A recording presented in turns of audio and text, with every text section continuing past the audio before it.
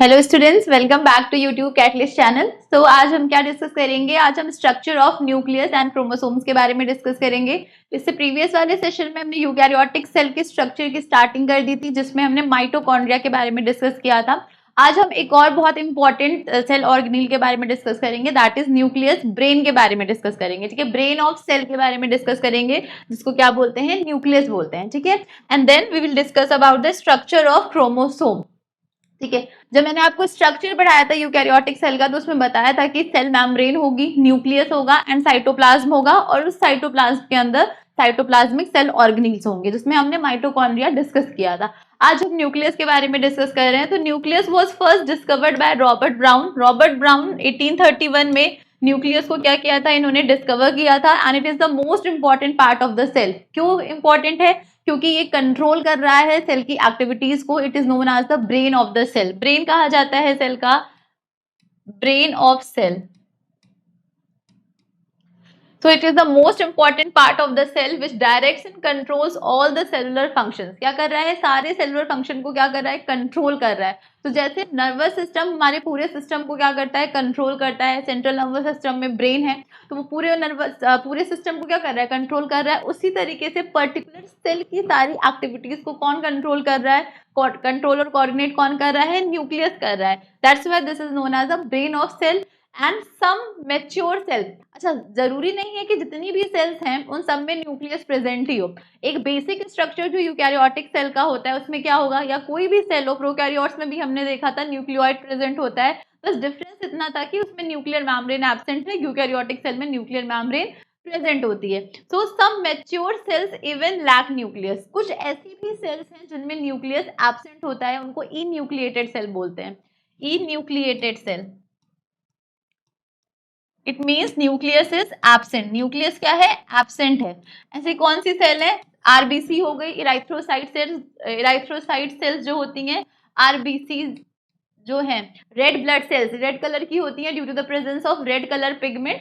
Haemoglobin present होता है इसलिए रेड कलर की होती हैं, ठीक है। ये इन्यूक्लिएटेड है, ठीक है। क्या है? इन्यूक्लिएटेड है। Erythrocytes of many mammals and sieve tube cells of vascular plants. जो वेस्कुलर प्लांट्स हैं, like from starting from pteridophytes, gymnosperms and then angiosperms, ये सब क्या है? वेस्कुलर प्लांट्स हैं। ये सब ट्रैकियोफाइट्स हैं जिनमें वेस्कुलर बंडल्स प्रेजेंट होता है। तो वेस्कुलर बंडल्स में क्या है? जाइलम और फ्लोएम क्या प्रेजेंट है? वेस्कुलर बंडल्स में क्या होते हैं? जाइलम होता है और फ्लोएम होता है। तो ये जो जाइलम और फ्लोएम है, इसमें जो ये फ्लोएम होता है, this is the conductive tissue. Both are conductive tissue. Xylem is the conductive tissue for water and minerals and phloem transport food. तो जो ये फ्लोएम है, इसके ये एलिमेंट्स हैं।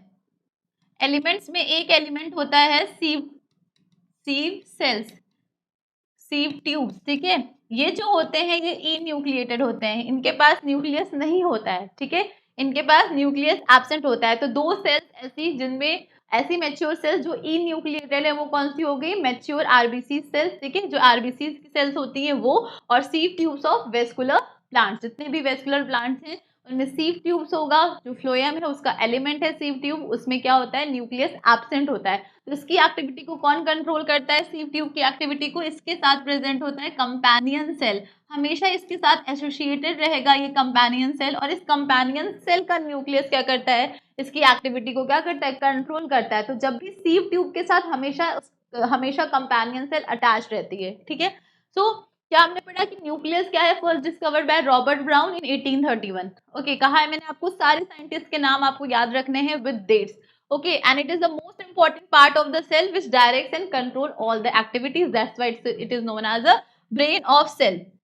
नाउ अगर अब आप न्यूक्लियस का स्ट्रक्चर देखें, तो न्यूक्लियस का अगर स्ट्रक्चर देखते हैं तो इसमें देखिए दो मेम्ब्रेन प्रेजेंट होती है। डबल मेम्ब्रेनस स्ट्रक्चर है, डबल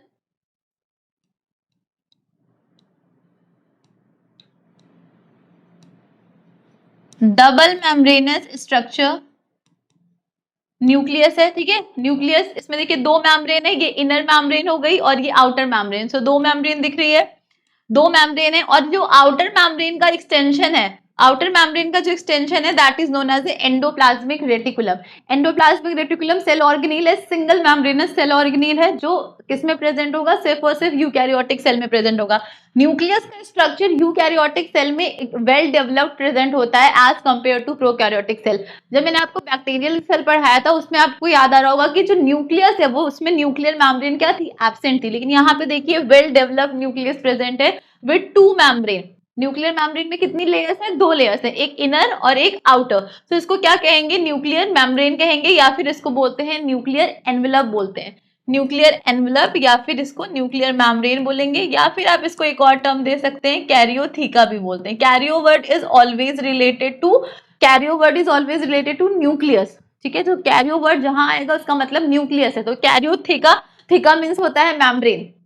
सो न्यूक्लियर मेम्ब्रेन या न्यूक्लियर एनवेलप डबल मेम्ब्रेनस होती है, ठीक है। फिर देखिए यहाँ पे देखिए पोर्स प्रेजेंट होते हैं for transport of proteins, RNA, इन सब के ट्रांसपोर्ट के लिए, ट्रांसपोर्ट किससे होगा, इन्हीं पोर की हेल्प से होता है। तो क्या प्रेजेंट है, न्यूक्लियर पोर प्रेजेंट होते हैं, ठीक है। उसके बाद देखिए यहाँ पे डेंस स्फेरिकल बॉडी प्रेजेंट होती है जिसका नाम होता है न्यूक्लियोलस।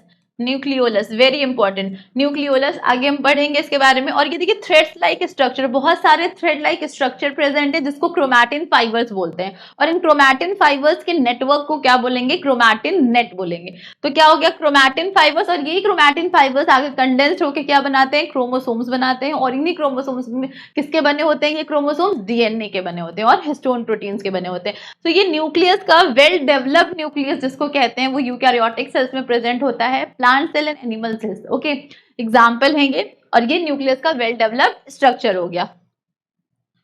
फिर देखिए न्यूक्लियर मेम्ब्रेन, न्यूक्लियर एनवेलप, या फिर इसको क्या बोलेंगे, कैरियोथीका बोलेंगे। So it consist of 2 parallel membranes with a space of about 10 to 50 nanometre.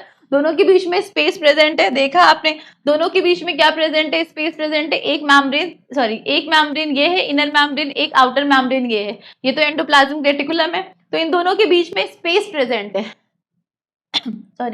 इन दोनों के बीच में कितने नैनोमीटर की स्पेस है, 10 to 50 nanometre, call the peri nuclear space. इस स्पेस को क्या कहेंगे, पेरी न्यूक्लियर स्पेस कहते हैं, which forms a barrier between the materials present inside the nucleus and that of the cytoplasm. ये जो मेम्ब्रेन है वो क्या है, एज अ बैरियर वर्क कर रहा है। जो मटेरियल साइटोप्लाज्म में प्रेजेंट है और जो मटेरियल न्यूक्लियस के अंदर प्रेजेंट है, उन दोनों के बीच में बैरियर का काम कौन कर रहा है, न्यूक्लियर मेम्ब्रेन कर रहा है। ये न्यूक्लियर मेम्ब्रेन अलाउ करेगी कि कौन सा मटेरियल बाहर साइटोप्लाज्म में जा सकता है और कौन सा मटेरियल एंटर कर सकता है। So the outer membrane usually remains continuous with the endoplasmic reticulum and also bear ribosomes on it। Endoplasmic reticulum क्या है, एक्सटेंशन है आउटर मेम्ब्रेन ऑफ न्यूक्लियस का। जो आउटर मेम्ब्रेन है न्यूक्लियस की उसका एक्सटेंशन क्या है, एंडोप्लाज्मिक रेटिकुलम है, ठीक है। और इस एंडोप्लाज्मिक रेटिकुलम पे राइबोसोम्स अगर प्रेजेंट है तो इसको क्या बोलते थे, rough endoplasmic reticulum. Rough endoplasmic reticulum कब बोलेंगे, जब इस पे राइबोसोम प्रेजेंट है, okay. So it allows the passage, जो न्यूक्लियर मेम्ब्रेन है, it allows the passage of inorganic ions, small organic molecules, ribosomal subunits, RNA and proteins through the nuclear pores. Nuclear pores की help से इनका transport possible है। कैसे possible है, RNA यहाँ से कैसे जाएगा, आपको पता है, मैंने बताया था कि जो यूकैरियोट्स होते हैं उसमें वेल डेवलप्ड न्यूक्लियस है। वेल डेवलप्ड न्यूक्लियस का मतलब कि न्यूक्लियर मेम्ब्रेन है, तो न्यूक्लियस के अंदर ट्रांसक्रिप्शन की प्रोसेस हो रही है, ट्रांसक्रिप्शन। अब ये ट्रांसक्रिप्शन क्या था, ट्रांसक्रिप्शन का मतलब होता है डीएनए से डीऑक्सीराइबोन्यूक्लिक एसिड से आरएनए का बनना, और ये यूकैरियोट्स के केस में कहाँ होता है, न्यूक्लियस में होता है। उसके बाद ये आरएनए जो है न्यूक्लियस से कहाँ जाता है, साइटोप्लाज्म में जाता है। तो कैसे जाएगा, with the help of nuclear pore ही तो जाएगा, न्यूक्लियर पोर जाएगा। और अलाउ कौन करेगा, न्यूक्लियर एनवेलप अलाउ कर रहे हैं कि हाँ आरएनए को साइटोप्लाज्म में क्या है, साइटोप्लाज्म की तरफ जाना है, क्योंकि वहां पे आरएनए, जो ये आरएनए है उसके साथ राइबोसोम अटैच होकर प्रोटीन की सिंथेसिस करता है, ठीक है। तो it maintains the shape of the nucleus, ये क्या करेगा, न्यूक्लियस की शेप को भी क्या करेगा, मेंटेन रखेगा। It is interrupted by minute pores known as a nucleopore, अभी बताया, विच इनेबल्स और permit the transport of molecules across the nuclear envelope. इनका काम क्या है, ये न्यूक्लियर पोर की हेल्प से मटेरियल जो है वो एग्जिट और एंटर कर सकते हैं साइटोप्लाज्म में भी और न्यूक्लियस में भी, ठीक है, क्योंकि बहुत सारी प्रोटीन्स हैं जो न्यूक्लियस के अंदर होंगी और जो न्यूक्लियस के बाहर होंगी, तो इनका जो इम्पोर्ट और एक्सपोर्ट होना है वो किसकी हेल्प से होगा, न्यूक्लियर पोर की हेल्प से होगा। और अलाउ कौन करेगा, न्यूक्लियर मेम्ब्रेन या फिर न्यूक्लियर एनवेलप, और क्या कहेंगे इसको, कैरियोथिका कहेंगे। नेक्स्ट स्ट्रक्चर देखिए, nucleolus, very important. Nucleolus it is a spherical dark stain body found in the nucleoplasm. जो न्यूक्लियोप्लाज्म है न्यूक्लियस का, उसके अंदर एक spherical dark stain spherical body present होती है। मेम्ब्रेनलेस भी टर्म यूज ऐड कर लीजिएगा, मेम्ब्रेनलेस, ठीक है। It is composed of large amount of ribosomal proteins and ribosomal RNA. ये कैसा है, ये राइबोप्रोटीन है। राइबोप्रोटीन का मतलब हो गया कि राइबोप्रोटीन कि ये प्रोटीन्स और आरएनए से बना है, आरआरएनए से बना है, ठीक है। आरआरएनए और प्रोटीन इसमें प्रेजेंट होती हैं, ठीक है। And it is the site for the rRNA synthesis. इसका मेन काम क्या है, ये आरआरएनए राइबोसोमल आरएनए की सिंथेसिस में हेल्प करता है। It plays an important role in spindle formation during the cell division. जब सेल डिवीजन आगे पढ़ेंगे तो उसमें देखेंगे कि स्पिंडल फाइबर का फॉर्मेशन होता है, और स्पिंडल फाइबर का फॉर्मेशन में कौन रोल प्ले करता है, न्यूक्लियोलस रोल प्ले करता है। तो स्पिंडल फाइबर्स हम वहां पढ़ेंगे। स्पिंडल फाइबर्स यूज होते हैं फॉर सेग्रीगेशन ऑफ क्रोमोसोम। जब क्रोमोसोम का सेग्रीगेशन होना होता है एनाफेज स्टेज में, आगे पढ़ेंगे सेल डिवीजन में कि सेल डिवीजन दो टाइप के होते हैं, माइटोसिस, मियोसिस, फिर उसमें सब स्टेजेस पढ़ेंगे, प्रोफेज, मेटाफेज, एनाफेज, टीलोफेज। तो इसमें देखेंगे जो स्पिंडल फॉर्मेशन है, स्पिंडल फाइबर्स की हेल्प से क्या होता है कि क्रोमोसोम्स का सेग्रीगेशन हो जाता है, ठीक है। तो वो हम आगे सेल डिवीजन में डिस्कस करेंगे। It involve in regulation of the cell cycle. इसका एक और फंक्शन क्या है, ये सेल साइकिल को रेगुलेट करने में भी हेल्प करता है, ठीक है। So it is the site of rRNA synthesis and it plays an important role in spindle formation as well as it regulates the cell cycle. So ये सारे features थे न्यूक्लियोलस के। Now chromosome, very important. Chromosomes, nearly every cell in the body contain a nucleus. ज्यादातर जितनी भी cell है body इसमें nucleus होगा, ठीक है। कुछ सेल्स को छोड़ के, जैसे हमने इराइथ्रोसाइट सेल्स पढ़ी और सीव सेल्स पढ़ी। Inside each nucleus are present a threads-like filament structure known as the chromatin fibers. And network of chromatin fibers को क्या बोलेंगे, chromatin net बोलेंगे। ठीक, देखा आपने बहुत सारे ऐसे थ्रेड-like स्ट्रक्चर प्रेजेंट है, जिनको हर एक थ्रेड-like स्ट्रक्चर को क्या बोलेंगे, क्रोमैटिन फाइबर बोलेंगे, क्रोमैटिन फाइबर। और इनका जो नेटवर्क है इनको क्या बोल देते हैं, क्रोमैटिन नेट। ये जो नेटवर्क है इसको क्या बोल देंगे, क्रोमैटिन नेट बोल देंगे। Chromosomes are thread like structures comprising DNA that are present inside the nucleus of every cell in the body. हर सेल जिसमें न्यूक्लियस प्रेजेंट है उसमें क्रोमोसोम होगा ही होगा, ठीक। अब chromosomes were first described by, किसने इसको डिस्क्राइब किया था, स्ट्रैसबर्गर ने किया था 1815 में। And the term chromosome was first coined by Waldeyer in 1888। They appear as a rod shape. ये कैसे, ये क्रोमैटिन फाइबर्स ही तो है। क्रोमोसोम कौन बना रहा है, chromatin fibres. Chromatin fibres decondense form में है। यही क्रोमैटिन फाइबर्स जब सेल डिवीजन करती है, सेल डिवाइड करती है, तो ये क्रोमैटिन फाइबर्स जो है वो कंडेंस्ड हो जाते हैं and they form a rod shape dark stain bodies during the metaphase stage. ये जो मेटाफेज स्टेज है ये सेल डिवीजन की एक स्टेज होती है। जब हम सेल डिवीजन पढ़ेंगे तो सेल डिवीजन में जब किसी सेल को डिवाइड करना है तो उसमें क्या होगा, सबसे पहले कैरियोकाइनेसिस होगी। कैरियोकाइनेसिस का मतलब जब सेल डिवाइड कर रही है, मतलब एम फेज में है, माइटोट सेल को डिवीजन करना है, डिवाइड, तो वहां पे कैरियोकाइनेसिस होगी पहले, फिर होगा साइटोकाइनेसिस। पहले न्यूक्लियस डिवाइड करेगा, फिर साइटोप्लाज्म डिवाइड करेगा। तो ये जो कैरियोकाइनेसिस होती है इसके जो फेजेस होते हैं वो होते हैं prophase, metaphase, anaphase and last one is telophase.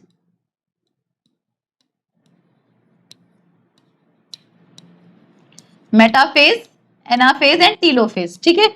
मतलब ये जो एक माइटोसिस डिवीजन है उसमें क्या हो गया, prophase 1, prophase, metaphase, anaphase, telophase. अगर ये मियोटिक डिवीजन होता है तो मियोसिस 1 और मियोसिस 2 होती है, ठीक है, कि लेटर ऑन डिस्कस करेंगे। तो ये क्या कह रहे हैं कि जब सेल को डिवाइड करना रहता है, न्यूक्लियस में क्रोमैटिन थ्रेड्स प्रेजेंट है, डीकंडेंस फॉर्म है, network of threads like structures present है।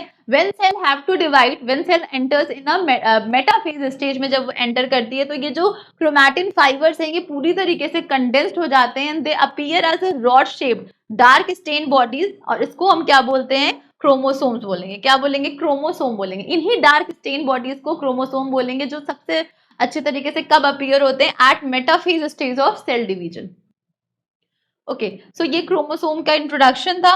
अब देखिए, the nuclear elements with unique organisation, personality and function, chromosomes are essential for inheritance, mutation, variations and the evolutionary development of species. Chromosomes is responsible for inheritance, क्योंकि ये जो chromosome है ये किसके बने हुए हैं, ये डीएनए के बने हुए हैं, and DNA is a genetic material. Almost all living organism में जेनेटिक मटेरियल क्या है, डीएनए, एक्सेप्ट वायरसेस, वायरसेस में आरएनए है। सो क्रोमोसोम की इंपॉर्टेंस है, they can also reproduce themselves. The DNA that makes up each chromosome is tightly wound around proteins that give it structure. बताया था आपको कि जो प्रोकैरियोट्स और यूकैरियोट्स में क्रोमोसोम की बात करी थी, तो प्रोकैरियोट्स में जो डीएनए होता है वो कैसा था, नेकेड था, मतलब वो हिस्टोन प्रोटीन्स के साथ एसोसिएटेड नहीं था। लेकिन यूकैरियोट्स के केस में क्या होता है, जो डीएनए है वो एसोसिएटेड रहता है हिस्टोन प्रोटीन्स के साथ। तो ये क्या कह रहे हैं, जो डीएनए है वो रैप्ड है एक प्रोटीन के साथ जिसका नाम क्या होता है, हिस्टोन प्रोटीन। उस प्रोटीन का नाम क्या है, histone. H1, H2, H3 and H4, ये 4 हिस्टोन प्रोटीन्स प्रेजेंट होती हैं। इनके अराउंड मतलब ये मिलके क्या बनाती है, ऑक्टामर बनाते हैं, और उसके ऊपर डीएनए क्या रहता है, रैप रहता है। अभी डिस्कस करते हैं। Traditionally the two kinds of proteins that attach to DNA to construct eukaryotic chromosomes are known as histones and non histone chromosomal proteins. कौन सी दो प्रोटीन है, histone proteins and non histone proteins. तो जो chromosome है या फिर यही क्रोमोसोम ही तो क्रोमैटिन है। तो ये किसका बना हुआ है, ये डीएनए का बना हुआ है, आरएनए का बना हुआ है, नॉन हिस्टोन प्रोटीन्स का बना हुआ है, एंड किसका बना हुआ है, हिस्टोन प्रोटीन्स का बना हुआ है। ठीक है, तो ये क्रोमोसोम कहिए या क्रोमैटिन फाइबर्स, क्रोमैटिन फाइबर्स ही कंडेंस्ड होकर क्या बना रहे हैं, क्रोमोसोम। और क्रोमोसोम्स किसका है, डीएनए का है, इसलिए ये हेल्पफुल होता है इनहेरिटेंस के लिए। Chromatin is the combination of both protein types with eukaryotic cells nuclear DNA. In order to fit DNA into the nucleus, समझिएगा इस बात को, वेरी इंपॉर्टेंट, डीएनए पैकेजिंग कैसे होती है। न्यूक्लियस तो छोटा सा है और इतने बड़े डीएनए को न्यूक्लियस के अंदर फिट होना है, तो कैसे होगा। डीएनए क्या होता है, डीएनए की सुपर क्वाइलिंग होती है। डीएनए जो होता है उसकी क्वाइलिंग होगी, सुपर क्वाइलिंग होगी, क्वाइलिंग एंड सुपर क्वाइलिंग होगी, फिर जाके वो न्यूक्लियस में क्या होता है, फिट होता है। इसको बोलते हैं डीएनए पैकेजिंग, इसको बोलेंगे DNA packaging. So in order to fit DNA into the nucleus, chromatin a highly compacted structure made of package DNA is required. मतलब जो क्रोमैटिन फाइबर्स है, जो thread network of thread like structure है, वो क्या होगा, मतलब वो इतना मतलब न्यूक्लियस इतना छोटा है और डीएनए इतना बड़ा, तो उसको वो कैसे उसमें फिट होगा, उसके लिए जरूरी है कि ये जो क्रोमैटिन थ्रेड्स हैं वो कंडेंस्ड हो जाए, हाईली कॉम्पैक्ट हो जाए, या उसकी क्वाइलिंग सुपर क्वाइलिंग हो जाए, and they form a highly compact structure. So chromosome के फॉर्म में ये हमको दिखाई देते हैं डिवीजन के स्टेज पे। ठीक है, तो उसकी क्वाइलिंग एंड सुपर क्वाइलिंग हो जाती है। तो हाईली कॉम्पैक्टेड स्ट्रक्चर जो है क्रोमैटिन फाइबर का, वो क्या है, क्रोमोसोम है। तो हम देखते हैं कि कैसे डीएनए की पैकेजिंग होती है, और डीएनए की पैकेजिंग में कौन सा प्रोटीन रोल प्ले कर रहा है, हिस्टोन प्रोटीन रोल प्ले कर रहा है। और किस में प्रेजेंट होगा, सिर्फ और सिर्फ यूकैरियोट्स में प्रेजेंट होगा। A complex organisation of distinct domains within the nucleus is ultimately produced by the assembling of DNA into chromatin, which starts with the production of the fundamental unit, the nucleosome. Very important. Nucleosome. Nucleosomes के बारे में देखते हैं। DNA is compressed into an 11 nanometre fibre. जो DNA है वो compress हो जाता है। डीएनए की पैकेजिंग होनी है, तो डीएनए की पैकेजिंग में जो सबसे पहला स्ट्रक्चर बनेगा वो क्या बनता है, न्यूक्लियोसोम बनेगा। न्यूक्लियोसोम बनेगा हिस्टोन प्रोटीन्स की हेल्प से। हिस्टोन प्रोटीन्स के अराउंड जो डीएनए है वो रैप्ड हो जाता है, और ये रिड्यूस हो जाता है, साइज इसका कितना हो जाता है, 11 नैनोमीटर का फाइबर हो जाता है डीएनए। इसकी विड्थ क्या हो रही है, रिड्यूस हो रही है। तो DNA is compressed into an 11 nanometre fibre which corresponds to around a 6-fold amount of compaction। सोचिए, मतलब जितना वो पहले था उसका 6-fold वो कॉम्पैक्ट हो गया, मतलब उसका जो विड्थ है वो रिड्यूस हो गया। In the first stage of this procedure, the assembly of nucleosome accomplishes this. मतलब जो सबसे पहला डीएनए पैकेजिंग में स्ट्रक्चर बन रहा है वो क्या है, अभी डायग्राम से दिखा रही हूँ, वो क्या है, न्यूक्लियोसोम है। मतलब वो जो डीएनए का 6 फोल्ड टाइम क्या हो रहा है, वो और कॉम्पैक्ट हो गया न्यूक्लियोसोम में। The smallest structural element of chromatin, the nucleosome is created when DNA and histone proteins interact, very important। तो कब बन रहा है, what is nucleosome? nucleosome का मतलब है कि DNA, when DNA is wrapped around a histone protein, this whole structure is known as a nucleosome। और इस टाइम DNA जो है उसका डायमीटर कितना है, उसका 11 नैनोमीटर फाइबर डायमीटर, मतलब उसकी जो कंप्रेशन वो कितने टाइम हो गया है, 6 फोल्ड अमाउंट का हो गया है, ठीक है। सो विथ क्या हो रही है, वो रिड्यूस हो रही है। सो अब देखिएगा the histones H2A, H2B, H3 and H4, बताया आपको कि 4 हिस्टोन प्रोटीन्स प्रेजेंट होते हैं, जिसमें से H2A, H2A, H2B, H3 and H4 और other histone variations in certain situations make up the histone octamer core of each nucleosome, which is encircled by a DNA segment. Linker DNA connects adjacent nucleosomes। इसको diagram से समझते हैं इस line को। देखिए क्या कह रहे हैं कि हिस्टोन प्रोटीन्स हैं कौन कौन सी, H2A, H2B, H3, H4। तो ये क्या बनाएंगी, ये ऑक्टामर फॉर्म करेंगी। जो न्यूक्लियोसोम है उसमें क्या प्रेजेंट है, न्यूक्लियोसोम इस टाइम पे 11 नैनोमीटर, ठीक है। ये जो पूरा है ये 11 नैनोमीटर का दिखा रहे हैं। न्यूक्लियोसोम जो है इसमें प्रेजेंट है octamer, histone octamer, histone octamer जिसके लिए रिस्पॉन्सिबल प्रोटीन कौन सी है, H2A, H2B, H3 and H4। ये क्या करेंगी, ये ऑक्टामर बना लेंगी, ठीक है। इनका ये दो के पेयर में प्रेजेंट है, तो ये क्या बना लेंगी, ऑक्टामर बना लेंगी। 4 × 2 8 ऑक्टामर बना लेंगी। और प्रेजेंट है लिंकर डीएनए और यहाँ पे इस लिंकर डीएनए के साथ एसोसिएटेड है कौन सी, हिस्टोन प्रोटीन, H1 प्रोटीन। तो देखिए ऑक्टामर कौन बना रहा है, H2A histone protein, H2B, H3 and H4, each 1 × 2, तो 8 हो गए। और ये क्या है, ये डीएनए, ये रेड कलर में आपको दिख रही है, डीएनए है। और लिंकर डीएनए जो है मतलब H1 प्रोटीन क्या करेगी, डीएनए को ज्वाइन करने का काम कर रही है। सो ये रोल प्ले हो रहा है पूरे हिस्टोन प्रोटीन का, और इस पूरे स्ट्रक्चर को क्या बोलेंगे, न्यूक्लियोसोम बोलेंगे। देखिए 1 2 3 4 5 6 7 8 उसके पीछे होगा। तो ये ऑक्टामर हो गया, जिसके ऊपर डीएनए क्या है, रैप्ड है। डीएनए क्या है, रैप्ड है। तो इसको क्या बोलते हैं हम, इस पूरे स्ट्रक्चर को बोलते हैं न्यूक्लियोसोम। तो जो डीएनए है उसकी हाईली सुपर कॉइलिंग होनी बहुत जरूरी है। तो जो डीएनए मतलब समझिए इस डीएनए को इस फॉर्म में हम न्यूक्लियस में नहीं प्रेजेंट हो सकता, तो इसकी कॉम्पैक्शन जरूरी है। तो अब ये जब न्यूक्लियोसोम बना लेता है तो ये 6 फोल्ड कॉम्पैक्ट हो जाता है, ठीक है। 6 फोल्ड क्या हो जाता है, कॉम्पैक्ट हो जाता है। सो ये याद रखिएगा। तो सबसे पहले क्या बना, न्यूक्लियोसोम बनेगा। ये स्ट्रक्चर देखिए, ये डीएनए है, डबल स्टैंडर्ड डीएनए, ठीक है। वॉटसन एंड क्रिक ने मॉडल प्रपोज किया था डबल स्टैंडर्ड डीएनए का। सो ये जो डबल स्टैंडर्ड डीएनए है, DNA that is a genetic material. अब ये सबसे पहले क्या होगा, DNA wrap around the nucleosomes like beads on a string. ये जो डीएनए है ये इस न्यूक्लियोसोम के अराउंड देखिए कैसे रैपिंग दिखा रहा है, रैपिंग दिखा रहा है ना। 1 2 3 देखिए न्यूक्लियोसोम्स, बहुत सारे न्यूक्लियोसोम्स आके अटैच होंगे। तो डीएनए विद 8 हिस्टोन्स तो होंगे, आपको बताइए ऑक्टामर बना रहा है। अब यहाँ पे क्या है, a chromatosome, a nucleosome with H1 histone is formed.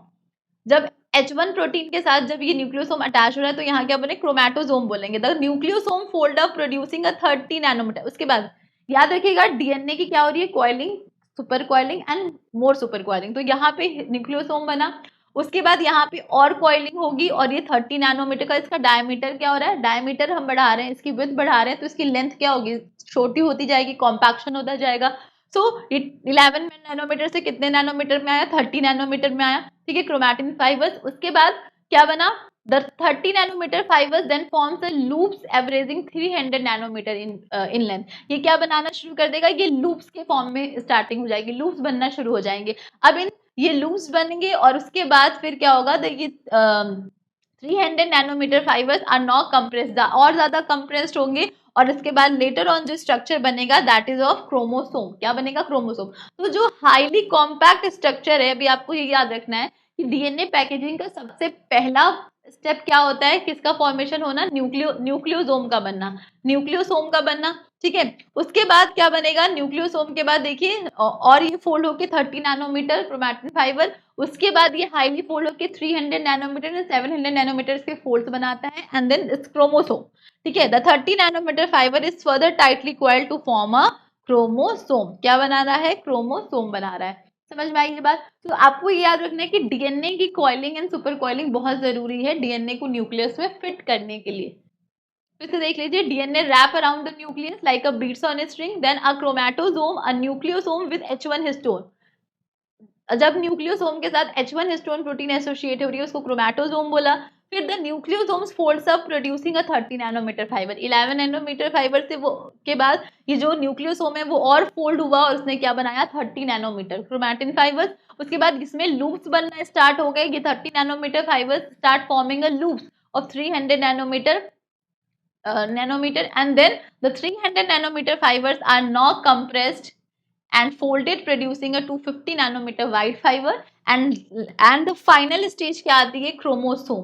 तो सेल डिवीजन के टाइम पे एट अ मेटाफेज स्टेज हमें क्या मिलता है? Highly condensed form of DNA, highly condensed form of chromatin fibre that is chromosome, that appears like a rod shape. इसके structure के बारे में हमको कंप्लीट स्टडी करनी है। सबसे पहले इसको डिस्क्राइब किया था स्ट्रैसबर्गर ने, टर्म कॉइन किया था वॉल्डियर ने, याद रखिएगा, वॉल्डियर इन 1888। नाउ अब देखिए क्रोमोसोम्स के क्या क्या पार्ट्स होते हैं। अगर क्रोमोसोम के पार्ट्स की स्टडी करें तो एक क्रोमोसोम को जब देखेंगे तो उसमें क्या क्या मिलेगा? सेंटर, एक उसका सेंटर होगा जिसको बोलते हैं सेंट्रोमियर। इस सेंट्रोमियर से अटैच होती हैं आर्म्स जिसको बोलते हैं क्रोमैटिड्स। इन दोनों आर्म्स को क्या बोलेंगे? Chromatid. Same chromosome sister chromatids.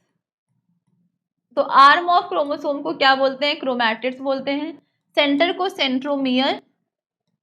ये जो क्रोमैटिड्स जहां जिस पार्ट से अटैच्ड होती हैं या सेंटर ऑफ क्रोमोसोम कह लीजिए, इसको क्या बोलेंगे? सेंट्रोमियर। सेंट्रोमियर के अराउंड एक प्रोटीन प्रेजेंट होती है जहां से स्पिंडल फाइबर क्या होते हैं? अटैच्ड होते हैं। इसको बोलते हैं काइनेटोकोर। काइनेटोकोर। सेंट्रोमियर को एक और टर्म दिया जाता है सेंट्रोमियर, या फिर इसको बोलते हैं प्राइमरी कॉन्स्ट्रिक्शन। जो क्रोमोसोम का जो टर्मिनल एंड होता है इसको बोलते हैं टीलोमियर।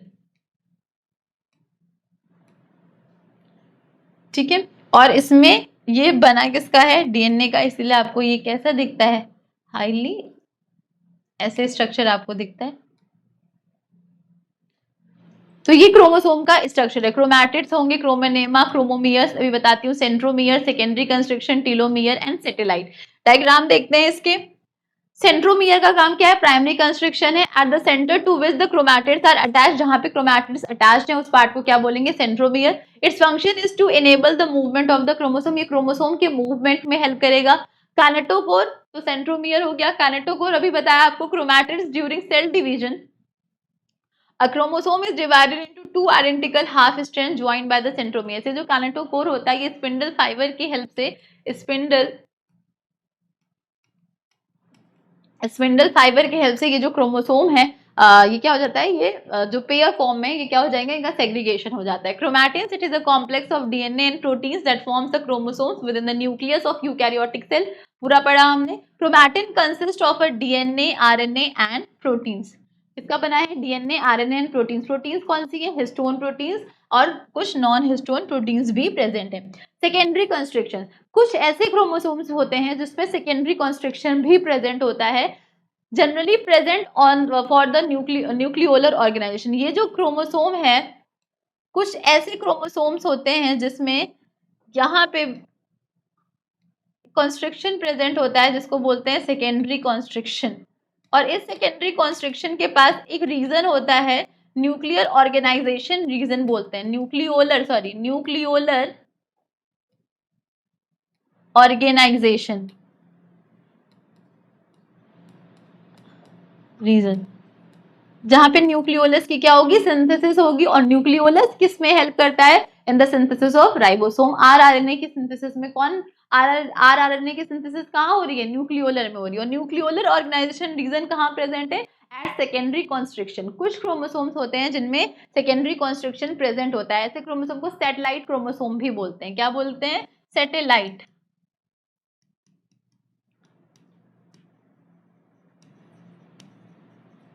सैटेलाइट क्रोमोसोम्स, ठीक। Telomere, terminal region of each side of the chromosome को क्या बोलेंगे, टीलोमियर। अब एक वर्ड आता है क्रोमोनेमा और क्रोमोमियर। सेकेंडरी कॉन्स्ट्रिक्शन और सैटेलाइट क्रोमोसोम के बारे में इतना डिटेल में नहीं जाना है आपको, सिर्फ इतना समझना है कि सेकेंडरी कॉन्स्ट्रिक्शन कुछ क्रोमोसोम्स में क्या होते हैं, प्रेजेंट होते हैं। मतलब प्राइमरी कॉन्स्ट्रिक्शन सेंट्रोमियर है, फिर टीलोमियर, टीलोमियर के ऊपर एक और कॉन्स्ट्रिक्शन होता है, दैट इज सेकेंडरी कॉन्स्ट्रिक्शन, जहां पे क्या प्रेजेंट है, न्यूक्लियोलर ऑर्गेनाइजेशन रीजन प्रेजेंट होता है for the synthesis of nucleolar. और न्यूक्लियोलस कहाँ पे हमने पढ़ा था, न्यूक्लियस में।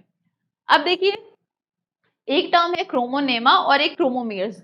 जो डीएनए होते हैं उसमें बीड्स लाइक स्ट्रक्चर्स अपीयर होते हैं, beads like structures present on the threads, on the threads. ये जो थ्रेड्स हैं उनको क्या बोला जा रहा है, क्रोमोनेमा। ये जो थ्रेड्स हैं उनको क्या बोलते हैं, क्रोमोनेमा। और इन क्रोमोनेमा पे जो बीड्स लाइक स्ट्रक्चर्स देखने को मिले थे, जैसे हमने न्यूक्लियोसोम में देखा ना बीड्स लाइक स्ट्रक्चर, उसको क्या बोल देते हैं, क्रोमोमियर्स। अब उस स्ट्रक्चर को पूरे को क्या बोल देंगे, क्रोमोमियर्स। तो क्या लिख रहे हैं, क्रोमोनेमा is a thread like coiled filamentous structures along which chromomeres are arranged। ठीक है, it controls, ये जो क्रोमोनेमा है, it controls the size of the chromosome and it acts as a site of gene bearing। ये जो क्रोमोनेमा है, ये जो आपको हाईली coiled like structure दिखा रहे हैं, इनको क्या बोल रहे हैं, ये क्रोमोनेमा। और इन क्रोमोनेमा पे ही क्या प्रेजेंट है, जीन्स प्रेजेंट होते हैं। तो ये chromonema are the sites for the where genes are present. और जीन्स क्या है, फंक्शनल सेगमेंट है डीएनए का। डीएनए का जो पूरा पार्ट है वो फंक्शनल नहीं है, डीएनए के कुछ पार्ट फंक्शनल होते हैं जो आगे चल के प्रोटीन्स बनाते हैं, उनको हम जीन कहते हैं। तो functional segment of DNA is known as a gene. आगे न्यूक्लिक एसिड आगे जब पढ़ेंगे तो उसमें बताऊंगी मैं। तो ये जो थ्रेड्स लाइक स्ट्रक्चर, जो कॉइल्ड फिलामेंटस स्ट्रक्चर, उनको क्या बोला, क्रोमोनेमा। और इन क्रोमोनेमा पे जब बीड्स अपीयर होती है, जो बीड्स होती है उनको क्या बोलते हैं, क्रोमोमियर्स बोलते हैं। क्रोमोमियर्स, बीड्स न्यूक्लियोसोम्स ही तो है, बीड्स। तो ये देखिए क्रोमोसोम का structure, highly coiled, highly compact form of DNA is a chromosome. क्योंकि क्रोमोसोम देखिए ये डीएनए, आरएनए और histone proteins and non histone proteins का ही तो स्ट्रक्चर है। तो देखिए यहाँ पे क्या है, ये प्राइमरी कॉन्स्ट्रिक्शन है, ठीक है। फिर ये टीलोमियर हो गया। देखिए कुछ क्रोमोसिस में देखिए दिखाया है सेकेंडरी कॉन्स्ट्रिक्शन, या इसको बोलते हैं nucleolar organisation region. Nucleolar organisation region, SAT chromosome.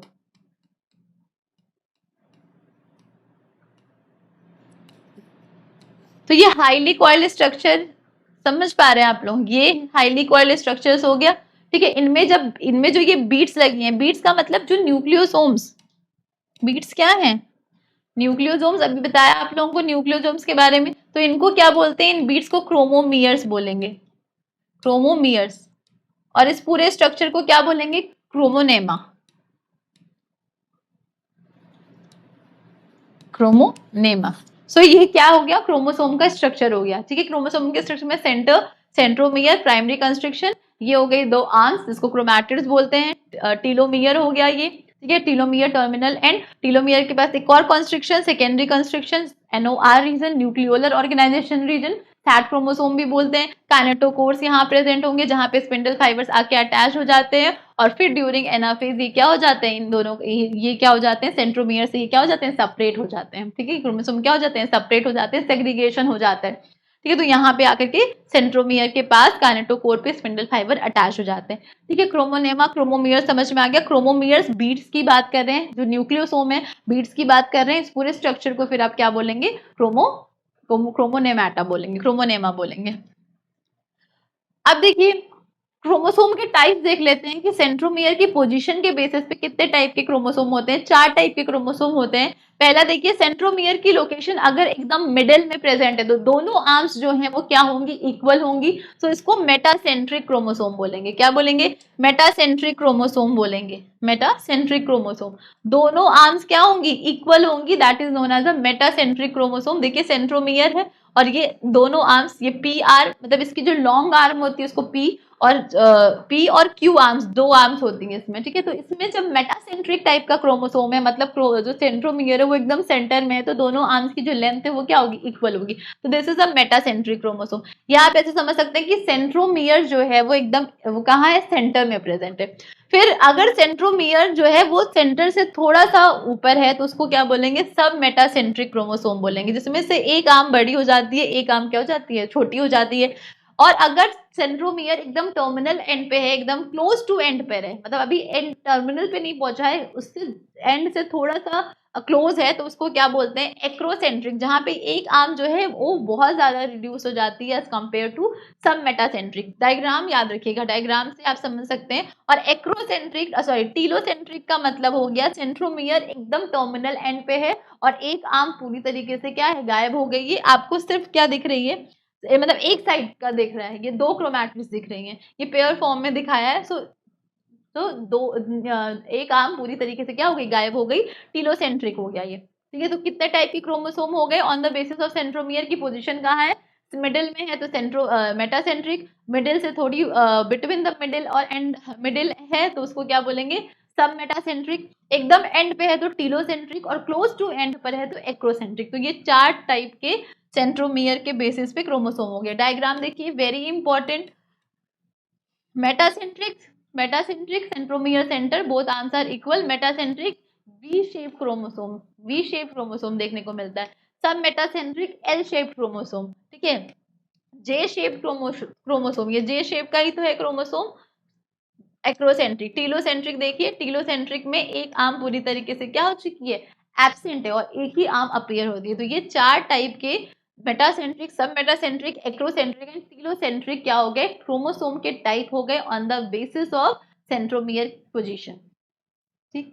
सो अब हम देखते हैं कुछ इंपॉर्टेंट पॉइंट्स देखते हैं। फंक्शंस क्रोमोसोम के क्या होंगे भाई, डीएनए प्रेजेंट है तो जेनेटिक मटेरियल प्रेजेंट है, it bears genetic material, genes को बियर कर रहा है to carry the basic genetic material DNA. Chromosomes contains histone and non histone proteins which regulates the gene action. ये histone and non histone proteins जो है ये regulate करते हैं जीन एक्शन को। फिर देखिए कुछ important facts. Chromosomes have a cross और butterfly like shape with 4 arms.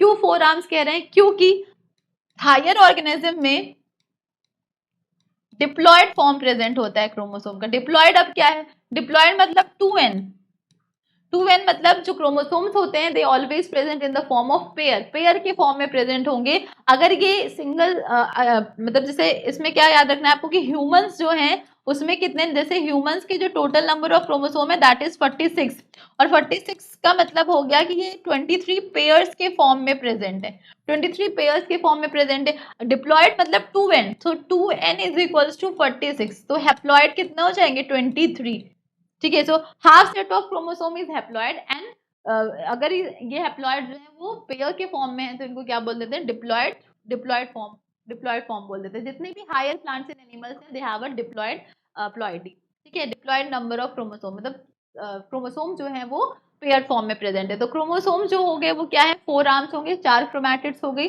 ठीक है। Human contains 23 pairs of chromosome. Humans कितने पेयर्स ऑफ क्रोमोसोम ह्यूमंस में होते हैं, 23 पेयर्स ऑफ क्रोमोसोम।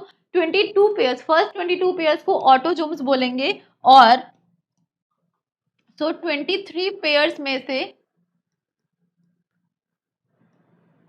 जो 22 पेयर्स हैं, सॉरी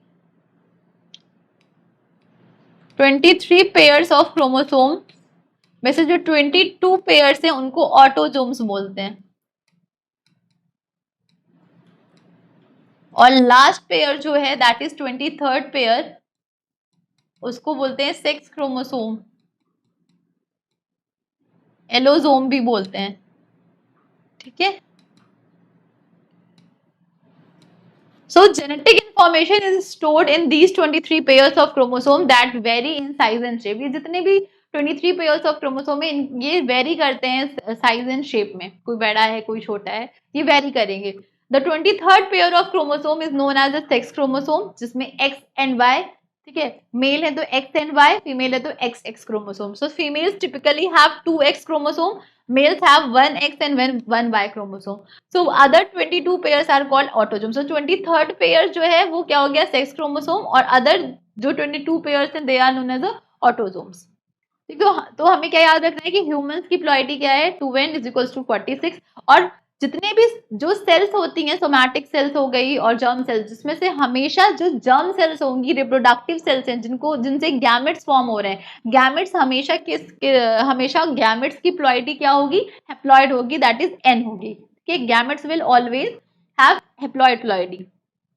ओके, सो ये आपको याद रखना है कि क्रोमोसोम्स किस फॉर्म में प्रेजेंट है, पेयर फॉर्म में प्रेजेंट है. ह्यूमंस में याद रखिएगा, होमो सैपियंस में याद रखिएगा कितने होते हैं, 46 होते हैं. पाइथम सटाइवम जैसे जिसमें मेंडल्स ने वर्क किया था, जिसपे पाइथम सटाइवम पे, उसमें 14 नंबर ऑफ क्रोमोसोम होते हैं. तो कुछ आपको याद रखने. सो आज हमने क्या पढ़ा, न्यूक्लियस के बारे में पढ़ा. न्यूक्लियस को क्या कहते हैं, न्यूक्लियस को कहते हैं brain of cell. Brain of cell. Nucleus की डिस्कवरी किसने करी थी, रॉबर्ट ब्राउन ने करी थी. रॉबर्ट ब्राउन ने करी थी. कब करी थी, रॉबर्ट ब्राउन ने 1831 में न्यूक्लियस की डिस्कवरी करी थी. न्यूक्लियस कंट्रोल कर रहा है एक्टिविटी ऑफ सेल को, control the activities of cell. Nucleus में क्या क्या स्ट्रक्चर देखे हमने, न्यूक्लियस में डबल मेम्ब्रेन. न्यूक्लियस कैसा है, डबल मेम्ब्रेनस स्ट्रक्चर है. इसका आउटर मेम्ब्रेन एक्सटेंड करके क्या बनाता है, एंडोप्लाज्मिक रेटिकुलम बना रहा है.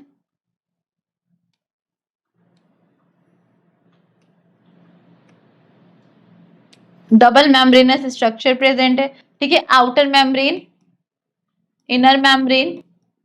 ठीक है, दोनों भी इसको क्या बोलेंगे, न्यूक्लियर एनवेलप या न्यूक्लियर मेम्ब्रेन, या फिर एक और टर्म मैंने आपको बताया कैरियोथीका.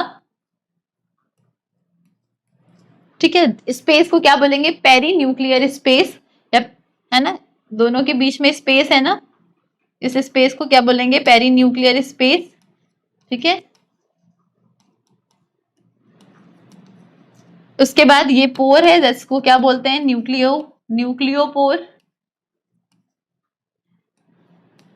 Network of thread like structures present है जिसको क्या बोलते हैं, क्रोमैटिन फाइबर्स. और नेट को क्या बोलेंगे, क्रोमैटिन नेट. न्यूक्लियोप्लास्ट और dense spherical shaped body that is known as a nucleolus. ये स्ट्रक्चर था न्यूक्लियस का. ठीक है, ये जो एंडोप्लाज्मिक रेटिकुलम है, इस पे क्या प्रेजेंट होते हैं, राइबोसोम्स प्रेजेंट होते हैं, इसलिए इसको क्या बोलते हैं, एंडोप्लाज्मिक रेटिकुलम. कौन सा, RER endoplasmic reticulum, rough endoplasmic reticulum, जिसमें नहीं होंगे स्मूथ एंडोप्लाज्मिक रेटिकुलम. सो ये स्ट्रक्चर है किसका, न्यूक्लियस का. रॉबर्ट ब्राउन ने डिस्कवर किया 1831 में. ब्रेन ऑफ सेल कहते हैं. ठीक है, कंट्रोल करता है सेल की एक्टिविटीज को. क्रोमैटिन थ्रेड्स प्रेजेंट होते हैं. ये क्रोमैटिन फाइबर्स जो हैं ये हाईली कॉम्पैक्ट होकर के क्या बनाते हैं, एक रॉड शेप्ड स्ट्रक्चर बनाते हैं, जिसको क्या बोलते हैं, क्रोमोसोम्स बोलते हैं.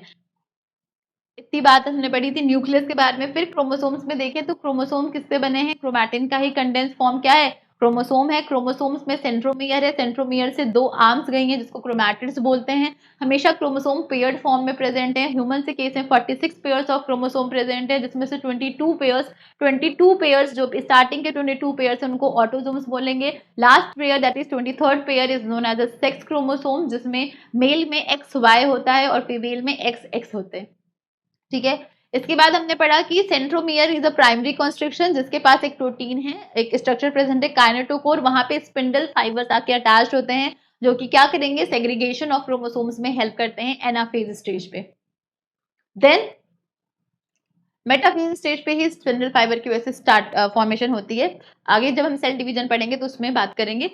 क्रोमोसोम में क्रोमोनेमा और क्रोमोमियर्स 2 वर्ड्स पढ़े. तो क्रोमोमियर्स जो बीट्स लाइक अपीयरेंस है. न्यूक्लियोसोम पढ़ा हमने. न्यूक्लियोसोम्स क्या है, न्यूक्लियोसोम वो स्ट्रक्चर है डीएनए का, जब डीएनए हिस्टोन प्रोटीन्स के अराउंड रैप्ड हो जाता है, उसका जो विड्थ है वो 11 नैनोमीटर हो जाता है. क्योंकि इतना बड़े डीएनए को हमें एक छोटे से न्यूक्लियस में फिट करना है तो उसके लिए जरूरी है कि इसका हाईली कॉम्पैक्शन हो।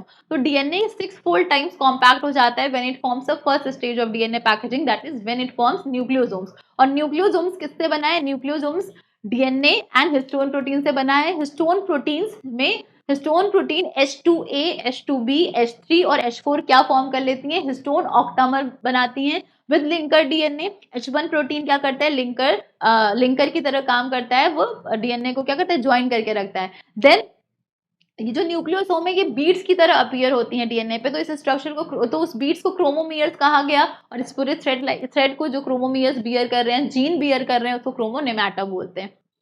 इतनी बात करी, फिर न्यूक्लियोसोम और कॉइल्ड हो जाता है, हाईली कॉइल्ड हो जाता है, ठीक है, 300 नैनोमीटर का बनाता है। फिर फाइनली क्रोमोसोम्स का फॉर्मेशन होता है। Highly condense form of chromatin fibre is a chromosome. तो आज की स्टडी आज में हमने पूरी स्टडी करी स्ट्रक्चर ऑफ क्रोमोसोम के बारे में। और एक और चीज पढ़ा हमने, types of chromosome on the basis of centromere position, metacentric, submetacentric, acrocentric and telocentric. So all the topics are very very important for CUET exam, और आपको याद रखनी है, रिवीजन करते रहिए। नेक्स्ट टॉपिक पे हम nucleic acid, DNA and RNA के बारे में पढ़ेंगे, क्योंकि डीएनए, अभी हमने क्या पढ़ा कि डीएनए की एग्जैक्टली लोकेशन कहाँ है, डीएनए कहाँ प्रेजेंट है? न्यूक्लियस में प्रेजेंट है। आप और कह सकते हो कि क्रोमोसोम डीएनए से बना है। क्रोमोसोम किसका बना है? डीएनए, आरएनए, प्रोटीन्स का बना हुआ है। तो डीएनए, अगर आप कह रहे हो डीएनए का जो फंक्शनल पार्ट है दैट इज अ जीन, तो जीन कहाँ है? क्रोमोसोम में, ठीक है। तो हम अब डीएनए के बारे में आगे स्टडी करेंगे, तो आप रिवीजन करते रहिए। आज के लिए बस इतना ही। Thank you so much.